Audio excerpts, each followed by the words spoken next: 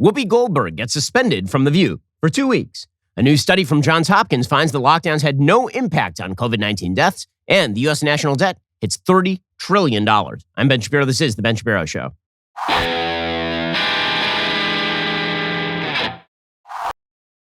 The Ben Shapiro Show is sponsored by ExpressVPN. Protect your online privacy today at expressvpn.com/Ben. We'll get to all the news in just one moment. First, you really should take a look at your monthly bills. What you'll see is that your biggest bill every month is your mortgage, because that's true for pretty much everybody. So if you could get that mortgage lowered, why wouldn't you do that? Now is the best time to refinance because, heck, the Fed is going to be tapering. They're going to be raising the interest rates. This is going to have an impact on mortgage rates. So now is the time to kind of slip in under the wire. Go check out American Financing, America's home for home loans, and get that free mortgage review. You can learn about custom loan options that can save you up to $1,000 a month. That's right, every month. From lower rates to shorter terms, even debt consolidation, their salary-based mortgage consultants can do all of it. And they never charge upfront or hidden fees. So why not learn more? If you like what you hear, you can pre-qualify for free, possibly skip 2 mortgage payments, and you may close in as fast as 10 days. Just call 866-721-3300. That's 866-721-3300. Or visit AmericanFinancing.net.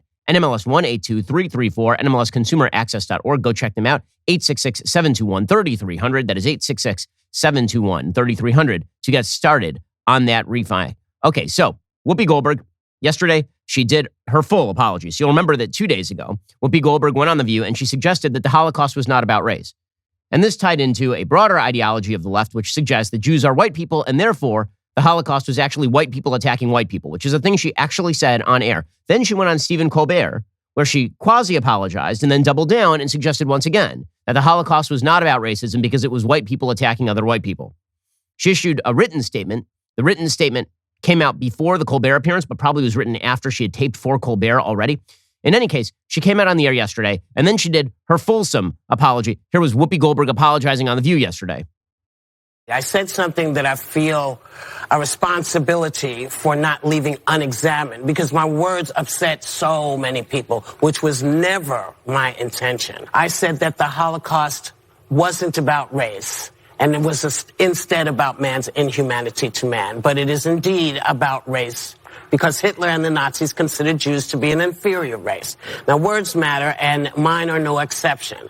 I regret my comments, as I said, and I stand corrected. I also stand with the Jewish people, as they know, and y'all know, because I've always done that. Well, I mean, to be technical, you haven't. I mean, I'm old enough to remember when Whoopi Goldberg was retweeting things about massacred Palestinians by the terrible Jews over in Israel. She tweeted way back in November of 2012, question, who started this round of fighting between Palestinians and Israel? Everyone wants to retweet about their side. Someone explain, please.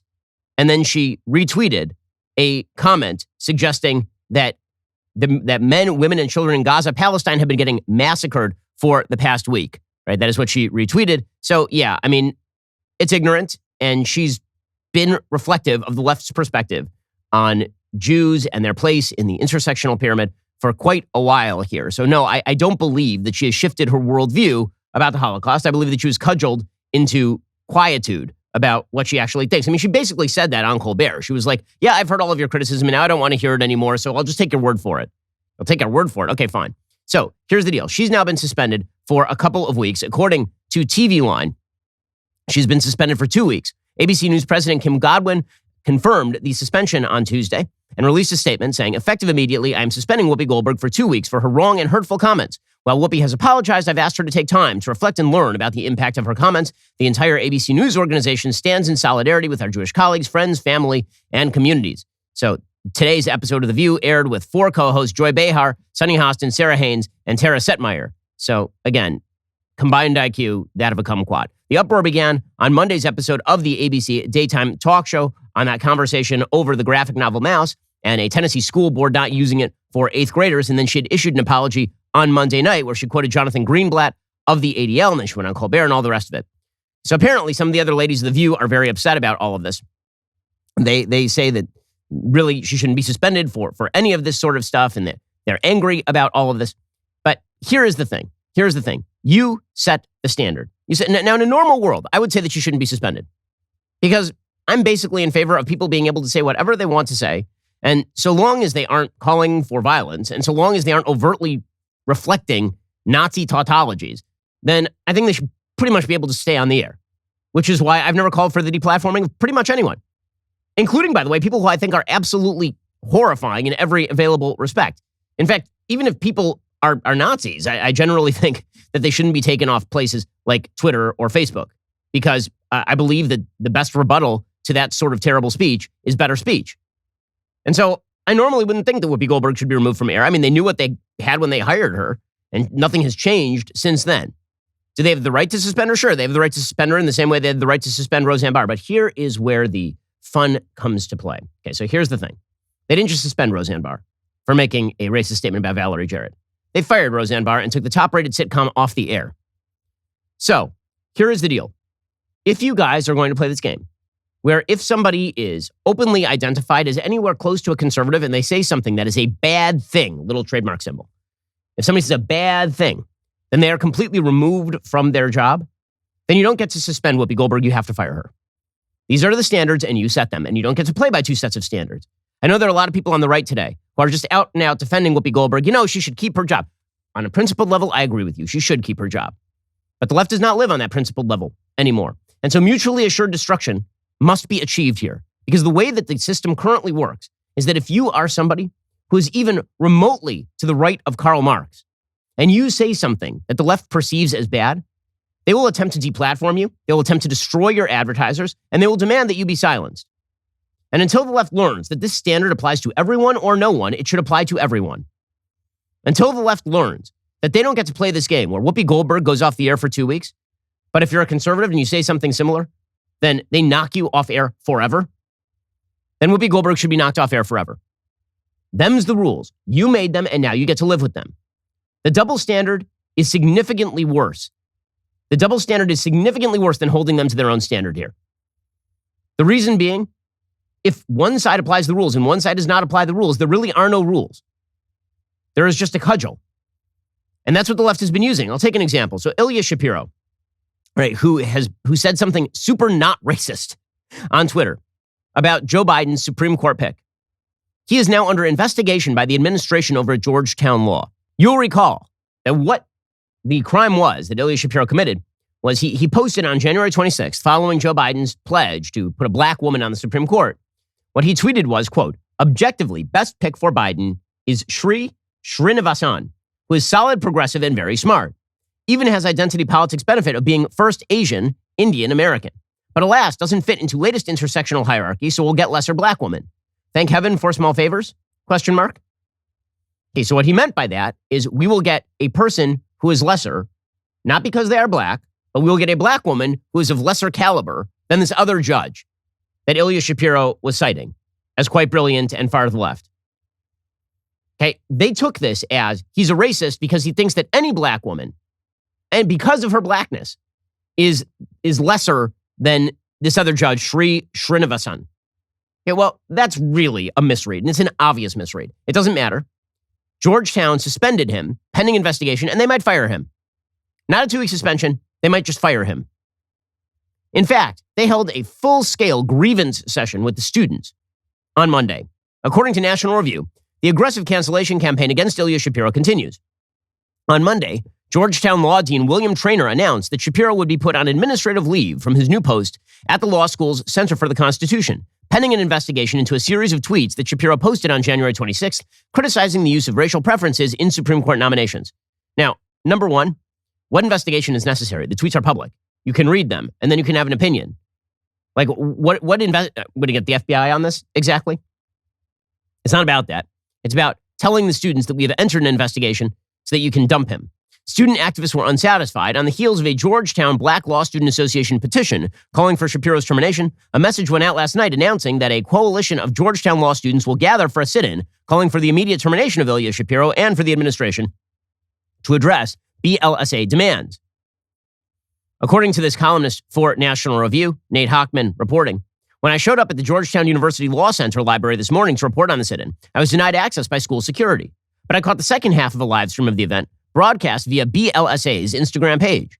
Dean Traynor himself was front and center, accompanied by Mitch Balin, GULC's Associate Vice President and Dean of Students, Sheila Foster, the Associate Dean for Equity and Inclusion, and Amy Uhlman, the Director of the school's Mission and Ministry Program.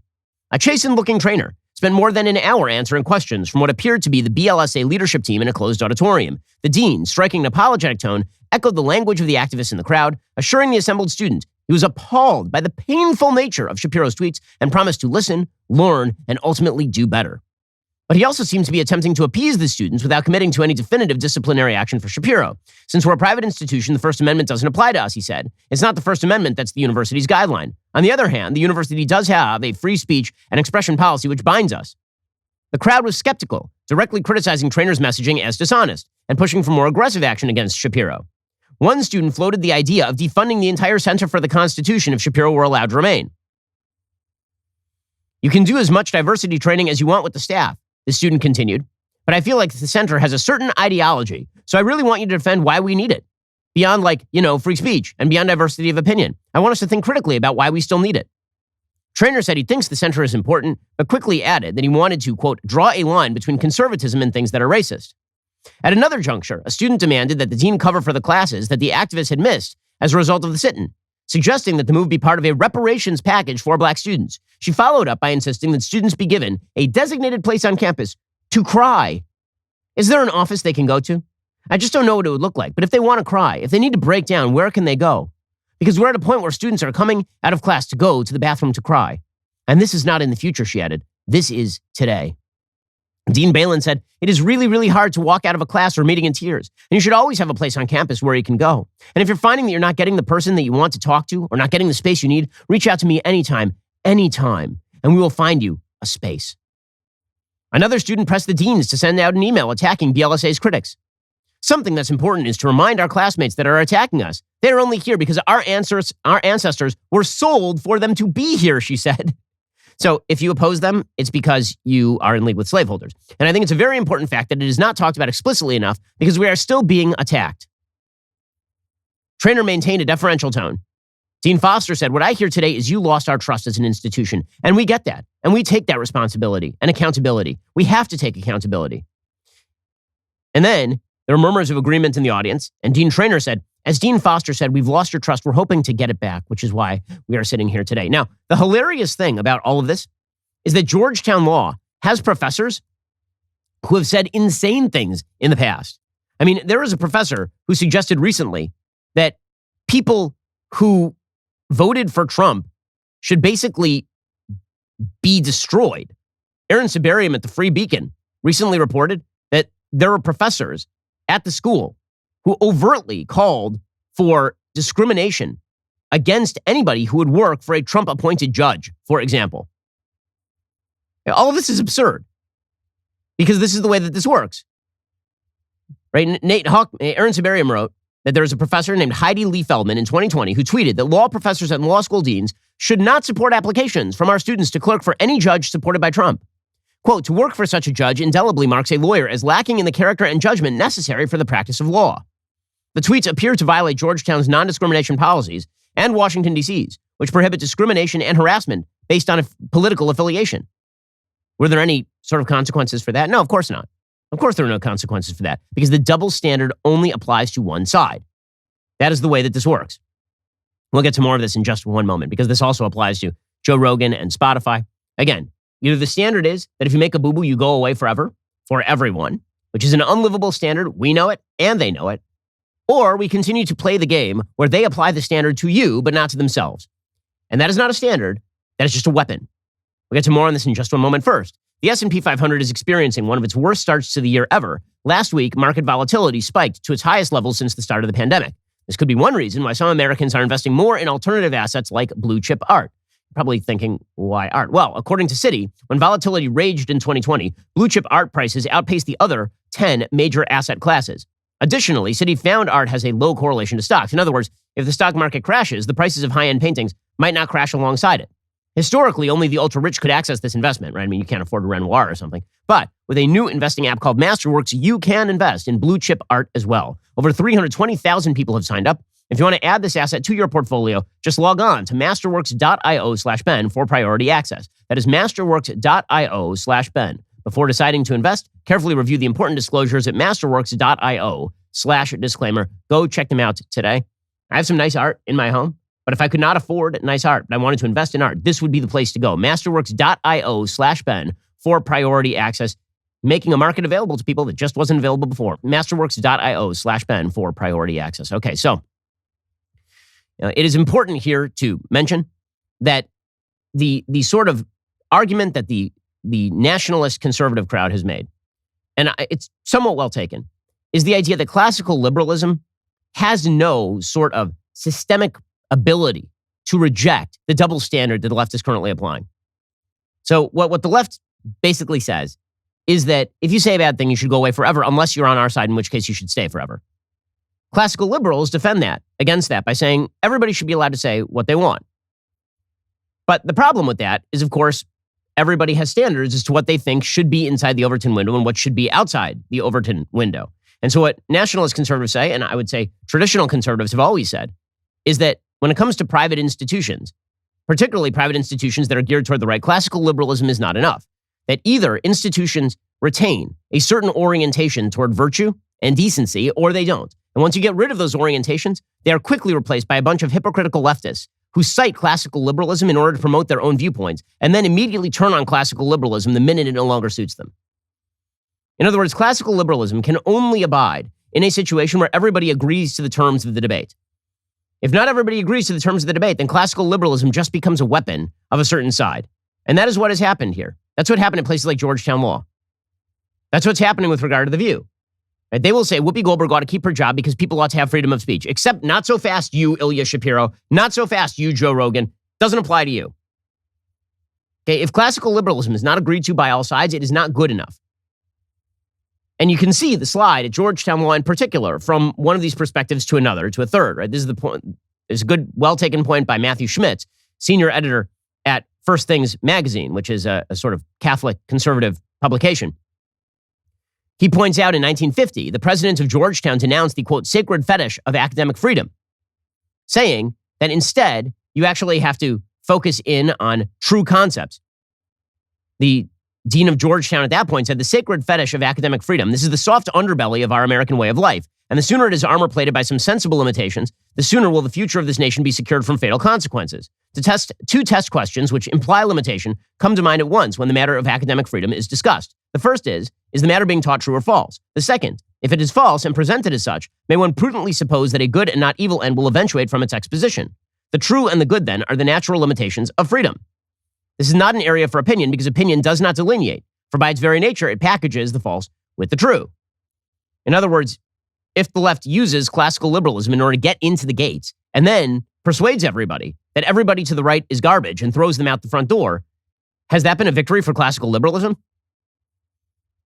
This is a well-taken question because we're not talking here about the government imposing limitations. We're talking about private institutions. So what this really does speak to is the idea that if you are going to build an institution on the right, maybe instead of building it around the basic principles of classical liberalism per se, you might consider building it around actual values. Because otherwise, the left is just going to use classical liberalism as a weapon. Now, listen, in the best of all possible worlds, here's what we have in American society. We have the old bargain. The old bargain was classical liberalism obtained because the backdrop to classical liberalism is a moral and virtuous people, as John Adams once suggested. Right? John Adams suggested that the only way that you could have freedom is if the people themselves were moral and virtuous. When you have a non-moral, non-virtuous people, in fact, when the idea of morality and virtue have been thrown out the window or have been substituted for by militant secular leftism, then freedom is no longer freedom. Freedom is just either libertinism or it is the reverse of freedom. It is censorship from the left. And that is what we are having right now. So there are two ways to fight that. One way is to reestablish a sense of morality and virtue in the American people. And that does require institutions that are dedicated to morality and virtue rather than the precepts of classical liberalism. The other is to hold the left to account to the tenets of classical liberalism or hold them to account to their own tenets. But one of the two has to happen. Either everybody gets to stay on the air or nobody gets to stay on the air. The left doesn't get to have it both ways. In other words, the left is trying to have it both ways. This is true, for example, with Spotify, where the problems continue to grow. According to Showbiz 411, Graham Nash wants Spotify to teach our children facts, not lies. The Crosby, Stills, Nash & Young singer has now joined Neil Young in asking Spotify to remove his songs from their service. This was after Joe Rogan's quasi-apology, sort of apology. David Crosby has sided with Neil Young as well. He said on Twitter, If he controlled his catalog, he'd remove it from Spotify. Crosby sold the rights last year. He has no say about his Spotify participation. And of course, this is snowballing. There are other celebrities who want to get in on the act, and that is being forwarded by the actual government.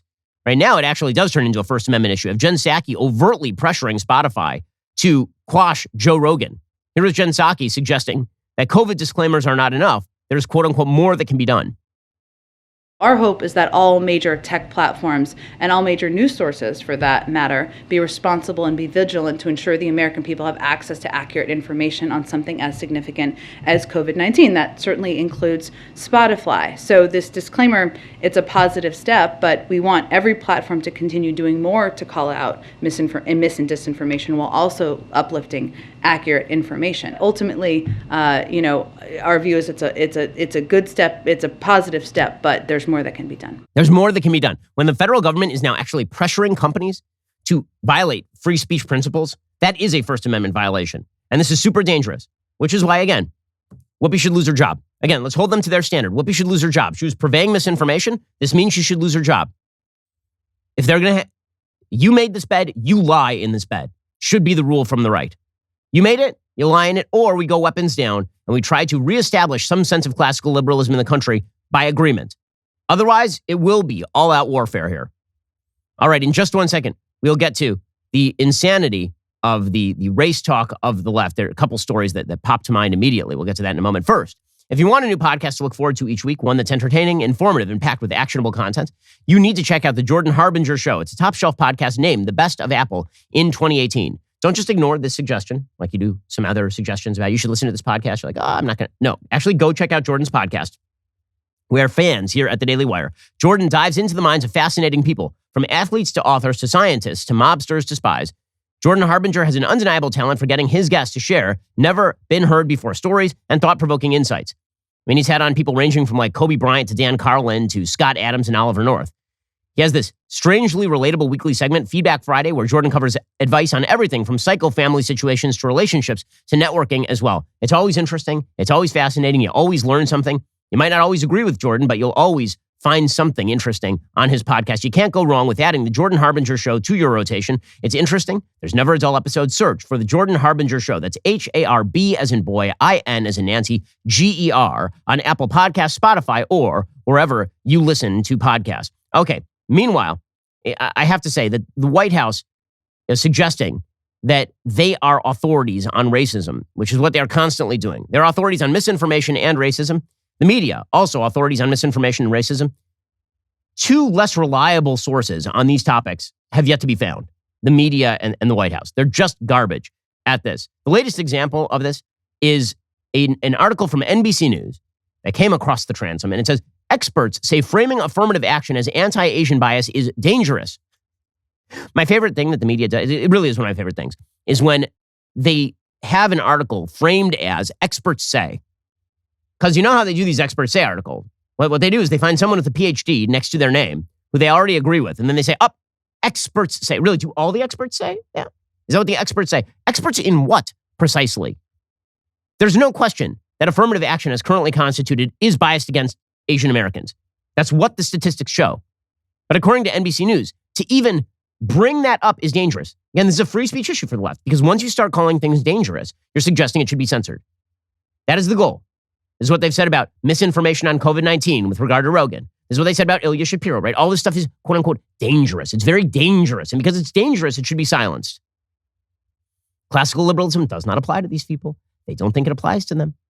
This is why they use the framing of dangerous. Because if words are dangerous, then I can use force to shut down your words. So Kimmy Yam writes for NBC News, quote, after the Supreme Court announced that it will hear the affirmative action cases against Harvard and the University of North Carolina, experts are cautioning against the framing of race-conscious admissions as a form of anti-Asian hate, a tactic that's been employed by conservatives. A number of Republican members of Congress, anti-affirmative action groups, and others have in recent months conflated the race-conscious policy with the anti-Asian racism and pandemic-fueled violence against Asians. The comparisons, experts said, could not only jeopardize affirmative action, which has historically helped minority groups, including those of Asian descent, but also undercut the call to mitigate the very real COVID-related racism being directed at Asian Americans. Okay, so slower. Here is what they're saying. What they're saying is that if you say that affirmative action is biased against Asians, that it treats Asians as a group and then throws them out the door. If you say this, then you are somehow fomenting racism against Asians over COVID-19. This is what the experts say. Janelle Wong, professor of American Studies at the University of Maryland, College Park, wow, the experts, says they weaponize concerns about anti-Asian attacks and violence against other minorities. This is an old tactic in white supremacy's playbook and should not be allowed to succeed. Well, why? What does that have to do with white? So let me get this straight. To say that Asian Americans ought not be thought of as second-class citizens when it comes to admission is to be pro-white supremacy now? That's the way this works? The Supreme Court will hear 2 cases next term, which begins in October, in which groups led by Edward Blum, a conservative white lawyer who heads the anti-affirmative action group Students for Fair Admissions, accused the 2 schools of discriminating against Asian Americans by putting them at a disadvantage and instead valuing Black and Latino students more highly. In this environment, conservatives have amped up a narrative that affirmative action stands as another racist attack against the group. Representatives Young Kim and Michelle Steele, both California Republicans, said last April they questioned President Joe Biden's commitment to mitigating anti-Asian hate after the Justice Department dropped an affirmative action case against Yale. It's dangerous, says Julie Park, associate professor at the University of Maryland's College of Education. People are vulnerable to misinformation. And so drawing those types of connections is really dangerous and irresponsible. Others, including podcast commentator Ben Shapiro, have also attempted to paint the administration's efforts to combat anti-Asian hate alongside the persistence of race-conscious admissions as hypocrisy. Well, I mean, if I said it, it must be bad. Or alternatively, you're going to have to explain why it is okay for admissions officials to treat Asian American students as second class and why that differs in terms of racist intent from people who target Asian Americans for hate. Why? If you had a country club and it said no Jews allowed, would that not be of the same ilk as people hitting Jews on the street? Wouldn't that be part of the same generalized racist ideology? Would it not? If you had let's say that you had a country club that said no Black people here, would that not be part of the same broader racial movement? Would it not? You're going to have to explain why. But they don't explain why. They just say that it's dangerous. It's always dangerous. And again, the goal of saying that it's dangerous is to silence. They can't even explain why it's wrong. They just go straight to dangerous. Experts, according to NBC News, said the conflation of affirmative action with anti-Asian hate is another transparent attempt by conservatives to use Asian Americans as a wedge, placing in contention against other marginalized communities. The reality is much different, said Wong. Research shows 70% of the group is in favor of the policy, according to a 2020 Asian American voter survey. Okay, well, how about if they are informed that Asian Americans are widely, disproportionately discriminated against in admissions thanks to such policies? You think the approval ratings hang out up there? By the way, new study shows that 17% fewer Asian American students get into top colleges than otherwise would if you got rid of the affirmative action policies that exist at these places. It's absurdity piled upon absurdity, but this is the perversion of law, right? These cases will end up in front of the Supreme Court of the United States. And the good news is that Joe Biden and the left, again, standards only apply to one side, they can be as racist as they could possibly want to be, which is why Joe Biden is allowed to violate federal civil rights law by openly suggesting that he wants to discriminate on the basis of race in hiring for a Supreme Court slot. Joe Biden, by the way, he thinks he's allowed to get away with this because the Constitution is always evolving. So the President of the United States, who is no longer with us, the late departed President of the United States, was speaking yesterday. And he said the Constitution is always evolving. This is always their take. Again, the goal for the left is never the rule of law. It is always the rule of people who agree with us. This is why they are in favor of magically evolving laws, magically evolving constitutions. Because this means there is no rule to which they can be held accountable. There is just whatever they say today. Here's Joe Biden doing this with the Constitution of the United States, a document written in 1789. Like, really, good job here, Joe. There's always a renewed national debate every time we nominate any president nominates a justice, because the Constitution is always evolving slightly in terms of additional rights or curtailing rights, et cetera, and it's always an issue. And there's several schools of thought in terms of judicial philosophy, and we'll see. We'll see. It's always evolving. When he says always evolving, he means no standards. The rule for the left is I shouldn't say no standards. Standards for you, no standards for me. As the old phrase goes, mercy for my friends, the law for my enemies. And this is the way that the left tends to think about these particular issues. By the way, this is the same guy who says he's guarding the Constitution and still refuses to allow his White House press secretary to say he's not going to pack the court. Here's the White House press secretary, Jen Psaki, yesterday being asked if Joe Biden will actually try to pack the court. And she's like, I can't rule it out, Does the president plan to decide what he's going to do on Supreme Court reform before he makes his nomination?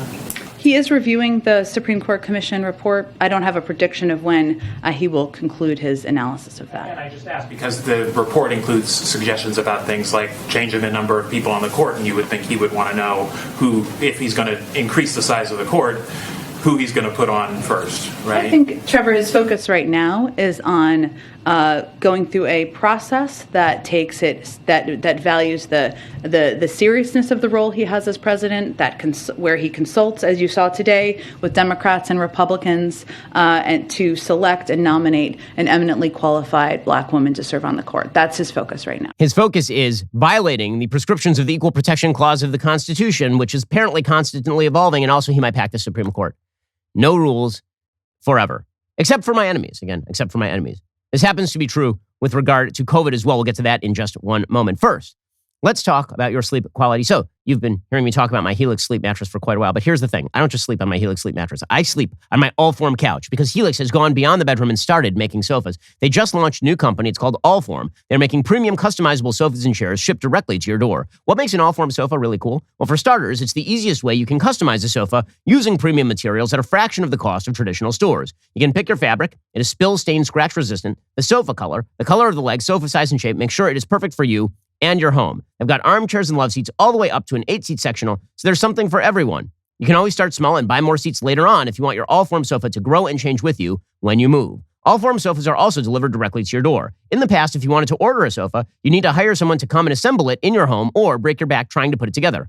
Allform has simple, quick assembly, no tools needed. I have an Allform sofa. I picked out the 3-seat sofa with chaise in the sand color with espresso legs. It is fantastic. I mean, it is so unbelievably, it looks great. It is very durable, which is great because my kids wreck everything. It's extremely comfortable. If getting a sofa without trying it in store sounds a little risky, you don't need to worry. You get 100 days to decide if you want to keep it. That's more than 3 months. If you don't love it, they'll pick it up for free and give you a full refund. They also have a forever warranty, literally for all time. Allform is offering 20% off all orders for our listeners at allform.com/Ben to find your perfect sofa. Check out allform.com/Ben. Go check it out right now. Alrighty, we'll get to more on all of this in just 1 second. Brand new study showing that lockdowns were just a giant failure. First, the first part of Candace Owens' exclusive interview with Dr. Robert Malone aired last night is now streaming only at thedailywire.com. If you haven't watched it yet, I highly recommend you do that, and then get ready for part 2. That airs tonight, 9 p.m. Eastern, 8 p.m. Central. After Dr. Malone's recent interview with Joe Rogan sparked backlash for both Rogan and Spotify,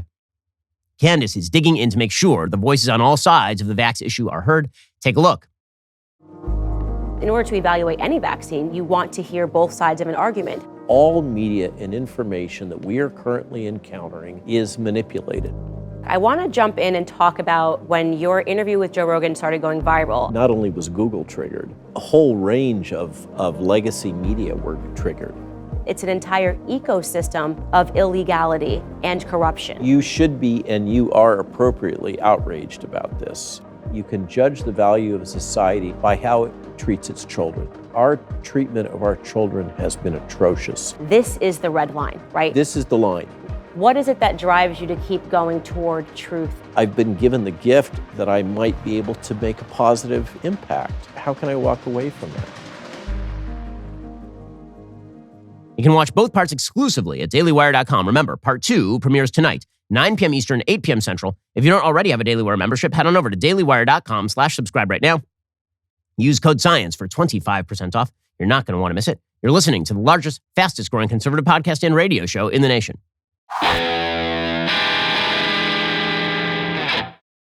Alrighty, meanwhile, a new Johns Hopkins study is now out, and it says that the COVID-19 lockdowns were completely ineffectual. They really didn't do anything. According to the Washington Times, lockdowns in the U.S. and Europe had little or no impact in reducing deaths from COVID-19, according to a new analysis by researchers at Johns Hopkins University. The lockdowns during the early phase of the pandemic in 2020 reduced COVID-19 mortality by about 0.2%, said the broad review of multiple scientific studies. We find no evidence that lockdowns, school closures, border closures, and limited gatherings have had a noticeable effect on COVID-19 mortality, the researchers wrote. The research paper said lockdowns did have devastating effects on the economy and contributed to numerous social ills. The report said they've contributed to reducing economic activity, raising unemployment, reducing schooling, causing political unrest, contributing to domestic violence, and undermining liberal democracy. Again, you could understand doing some of this stuff at the very beginning when we didn't know how severe the virus was. But once we knew that it was radically age striated and health condition striated, the lockdowns should have been a thing of the past by May 2020. We should have been telling young, healthy people to go back to work and start socializing. We should have been telling older people that they should stay out of harm's way until this had become endemic. That's what we should have done. We didn't do any of that because we decided that we were going to let government handle all of it, and government is just a giant blunderbuss. All that government does is create broad swath policies that are radically ineffectual. The paper concluded, such a standard benefit cost calculation leads to a strong conclusion. Lockdowns should be rejected out of hand as a pandemic policy instrument. Researchers at the Imperial College of London predicted that all of these steps, the bans on work and socialization and all of the forced masking, could reduce death rates by up to 98%, and of course that never happened. The new study by researchers Steve Hankey, Jonas Herby, and Lars Joning at Johns Hopkins concludes, quote, overall, we conclude that lockdowns are not an effective way of reducing mortality rates during a pandemic, at least not during the first wave of the COVID-19 pandemic. They examined deaths early during the pandemic, determined that by the end of the lockdown period study on May 20, 2020, a total of 97,081 people had died of COVID-19 in the United States. A prominent study at the time had estimated there would be 99,050 deaths without lockdowns. This was a meta-analysis of dozens of studies examining COVID-19 mortality rates. They said basically the only thing that might have helped reduce deaths at all was closing the bars. But other than that, they said limiting people's access to safe outdoor places like beaches, parks, zoos, including outdoor mask mandates or strict outdoor gathering restrictions, pushing people to meet at less safe indoor places, all of that was idiotic. Does that mean that we're going to stop this sort of stuff in the future? No, because here is what the government understands. The government understands that fear is contagious. They understand that if they can scare you enough, they can take control of every aspect of your life, which is why they keep trying to scare you about a virus that now has a death rate that is around that of the flu. This is why they are doing this. It is for that reason and that reason only. Fear allows them to do what they want to do. In fact, there's a brand new study from the researchers from California Institute of Technology. And what they found is that fear is contagious, that actually broad numbers of people tend to spread fear rather than believing that there is strength in numbers. They did this kind of fun experiment where they used a haunted house experience with 17 rooms containing various spooky threats during their experiment, and they found that people were actually more scared when the group walking through the house was larger. The team also found that their fear built up and increased as people moved from room to room. Scientists say when faced with fear, people are more likely to have a heightened physical response when other people are around, which is why, of course, people watch horror movies in theaters with other human beings. This phasic effect involves rapid changes the body experiences as it responds to an event and is more likely to happen when other people are dealing with the same thing. Which makes sense because, evolutionarily speaking, when someone else gets afraid of a thing, that means everybody in the group should run. And when one person reacts by freaking out, everybody should freak out because that way nobody gets eaten by the tiger. But what this means is that if the government can scare a critical mass of people, they can get everybody scared. Because if all of your friends are scared, you start looking around going, well, why am I not scared? And if everybody is scared, you can get away with nearly anything. The next push, by the way, you wonder, when is this going to end? All of the COVID restrictions, when is this going to end? France is now loosening up. Denmark has already loosened up. The UK has loosened up. When are people in the United States going to get over this? And the answer is apparently never. Omicron, by the way, is already on the way. I mean, I'm looking at the Omicron case rates in New York. And right now, if you look at COVID cases in New York, they've already plummeted. They've already hit the skids. In a massive, shouldn't this be the number one story in the country? I mean, it really is amazing. Okay, so for example, as of 2 weeks ago, the 7-day case average in New York was 40,000 cases a day. Today, the 7-day case average is 4,200, and there are only about 2,000 new cases. The curve looks like a spike, and then it has already receded. It's over in New York, and they are still doing this nonsense. The same thing is happening in Massachusetts, where it spiked all the way up to, 64,000 cases a day, and now they're down to about 3,000 cases a day. So the Omicron wave is over, guys. It's already done. The spike is finished. And yet they're still talking about how you must vaccinate your kids, because if you don't vaccinate your kids, then they could spread it. Mask and vaccinate your kids. And this is why Pfizer is now asking U.S. health regulators to authorize the use of the COVID-19 vaccine in kids under 5 years of age. No. My answer to this is no. I did not vaccinate any of my kids. They are now 8, 5, and almost 2. They all got Omicron. They're all fine. Because this has been true throughout the pandemic. And yet, presumably, the Biden administration is now going to adopt the attitude that you can only allow your kids to live normal lives if they are vaccinated, which, of course, is unbelievable. I mean, even Leanna Wen at CNN is like, guys, enough is enough. She says we need to wait until we know what's safe and effective for kids under 5 rather than just tranching out vaccines to 6-month-old babies.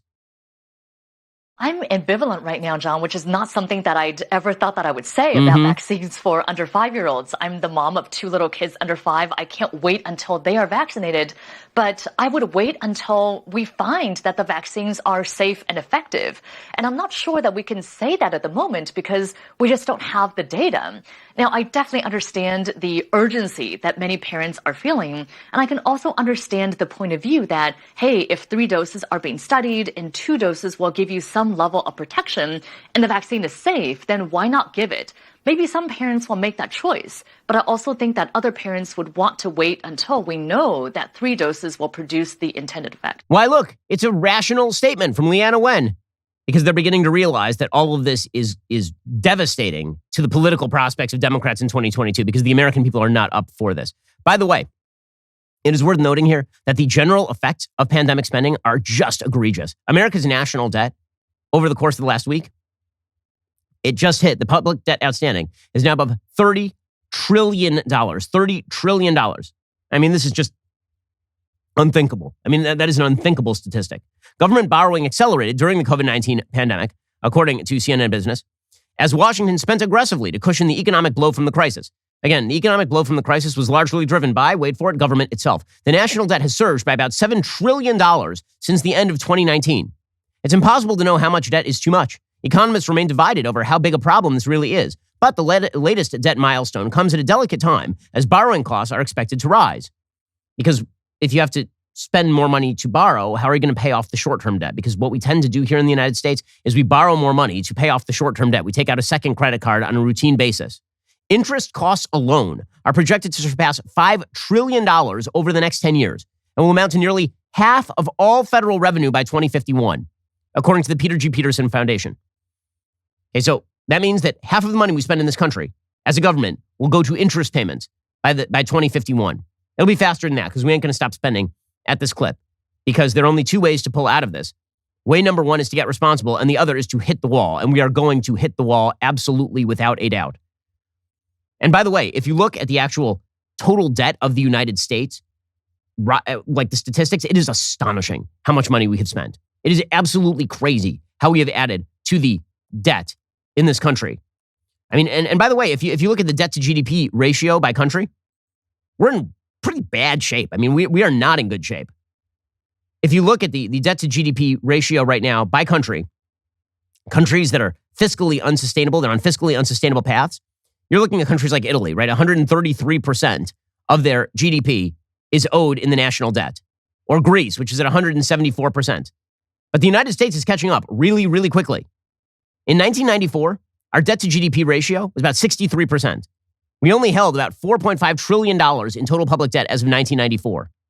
And then if you fast forward to like 2008, we had doubled it, but we were still only at $9.2 trillion by the time George W. Bush left office. And George W. Bush is a big spender. When George W. Bush took office in 2001, there was $5.7 trillion of national debt, total public debt. By the time he left office, it was $9.2 trillion. Okay, but it was really over the course of Barack Obama's administration, we started to blow this thing the F out. So in 2009, the total U.S. national debt was $10.6 trillion. And now our debt to GDP ratio is about 74%, which, by the way, again, is higher than, but not supremely higher than, the debt to GDP ratio in 1994, which was 63%. Remember, it came down a little bit during the early Clinton years, and then it came down, and then it rose slightly during the Bush years, and then in the last Bush year, it rose a lot because of the fiscal crisis. Okay, $10.6 trillion in national debt as of 2009, 74% debt to GDP ratio. Fast forward to the end of the Obama administration, 2016, the last year of the Obama administration, total national debt, $18.9 trillion. So Barack Obama nearly doubled the national debt.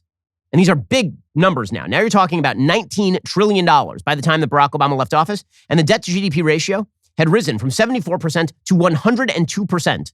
102. Today, the debt to GDP ratio is approaching Greece levels. As of April 2020, we had a total U.S. public debt of about $24 trillion. Today, it is $30 trillion. It is $30 trillion. Okay, by the time we are done with all of this, It's going to be more like 30, by the end of this year, it's going to be more like $33, $34 trillion because that's how fast we raise the debt in this country. And that means that our debt to GDP ratio, the GDP in the United States is only about $20 trillion a year. That means our debt to GDP ratio is going to look like 150%, okay, which puts us somewhere in the neighborhood of Lebanon, Greece, and Sudan. Okay, that is not good stuff. We have been fiscally irresponsible, we spent too much money, and we have done so on the basis that politicians have told us they can alleviate all of our problems and mitigate against all possible risk so long as we give them complete power over us. Amazing, amazing stuff. Alrighty, we'll be back here a little bit later today with an additional hour of content. In the meantime, go check out The Michael Knowles Show. That is available right now. I'm Ben Shapiro. This is The Ben Shapiro Show.